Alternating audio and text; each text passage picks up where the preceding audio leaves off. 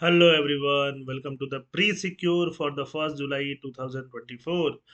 तो हमेशा की तरह हम लोग करेंगे 5 questions, 5 MCQ based on the current affairs. और करने के बाद आप अपने जो भी स्कोर होगा वो कमेंट सेक्शन में जरूर लिखो। जो आपको पहले से नहीं पता होगा उसका क्या करो, उसका नोट्स जरूर बना लेना, ठीक है।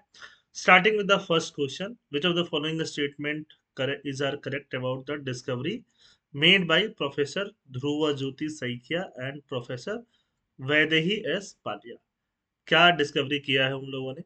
दे discovered a gamma ray emitting collisional ring galaxy system, ठीक है।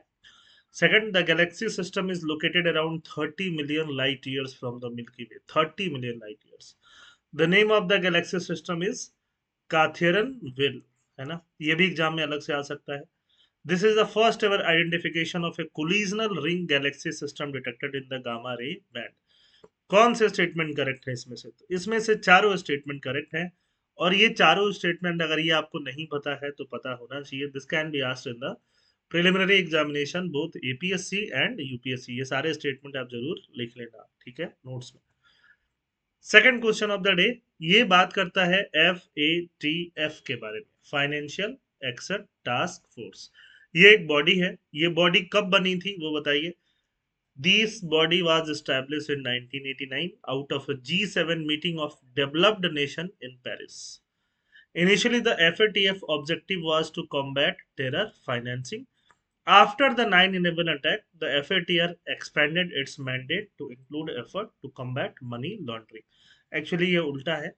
इनिशियली मनी लॉन्ड्रिंग के लिए था, बाद में टेरर फाइनेंसिंग भी इंक्लूड हो गया। तो यहाँ स्टेटमेंट जो होगा वो सिर्फ और सिर्फ क्या हो जाएगा, वन हो जाएगा, है ना। एफएटीएफ भी काफी न्यूज में रहता है हमेशा, और एफएटीएफ के ऊपर क्वेश्चन पूछने के भी काफी चांसेस रहते हैं।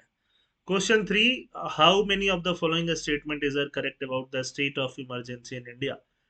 इंडिया में इमरजेंसी के रिगार्डिंग कौन सा स्टेटमेंट सही है, कौन सा स्टेटमेंट गलत है? तो the emergency provisions are contained in the part 8 of the constitution of India from article 352 से 360। 8 नहीं 18 है, सॉरी। तो कौन, क्या ये सही है बताइए। Second, the president of India can declare a national emergency only after the actual occurrence of war, external aggression, armed rebellion. या गलत है, एक्चुअल अकरेंस की जरूरत नहीं है, एक थ्रेट हो वो भी काफी है। The term armed rebellion replaced internal disturbances through the 42nd amendment। तो यहाँ पे आपका दिमाग जो है वो आर्म्ड रिबेलियन बोलेगा। हाँ, armed rebellion word replaced by internal disturbances through the 42nd amendment पे बहुत ज्यादा ध्यान नहीं देगा, बट यही गलत कर दोगे आप, है ना। और ये सिली मिस्टेक कहोगे कि सर ये तो सिली मिस्टेक हो गया, ये 42nd अमेंडमेंट नहीं था, इसीलिए गलत हो जाएगा, ठीक है। तो आंसर क्या हो जाएगा, सिर्फ एक स्टेटमेंट सही होगा, तो ओनली वन ए आंसर आ जाएगा, ठीक है। यहाँ पे अमेंडमेंट का नंबर जो है वो 44 है। जीएसटी काउंसिल, जीएसटी काउंसिल का नाम सुना है? जो जीएसटी के रिगार्डिंग जो भी बड़े चेंजेस लेने हैं, कौन लेता है? GST council. GST council is a joint forum of the centre and the state. क्या सही है? It was establish under article 280 of the constitution. क्या ये सही है? Council is chaired by prime minister, ठीक है। पहला स्टेटमेंट तो बिल्कुल सही है, कोरा कागज की तरह है। दूसरा उतना ही गलत है। 280 से क्या बनता है? फाइनेंस कमीशन बनता है। इससे 279A।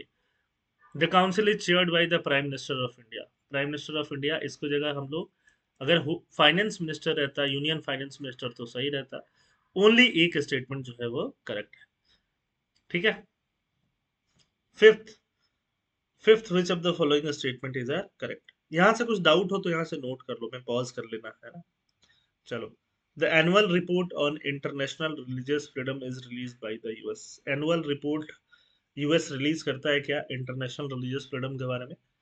The report covers the status of religious freedom globally, including government policies, societal attitude and incidents of discrimination और persecution based on religious belief. क्या ये सही है, क्या ये गलत है?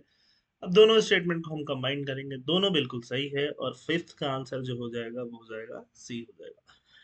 कमेंट सेक्शन में ये जरूर लिखो कि आपका कितना स्कोर हुआ। और ये पीडीएफ अगर आपको नोट्स बनाने के लिए चाहिए तो आपको कहाँ मिलेगा? हमारे टेलीग्राम चैनल पे, जिसका लिंक मिलेगा डिस्क्रिप्शन बॉक्स में। थैंक यू, जय हिंद।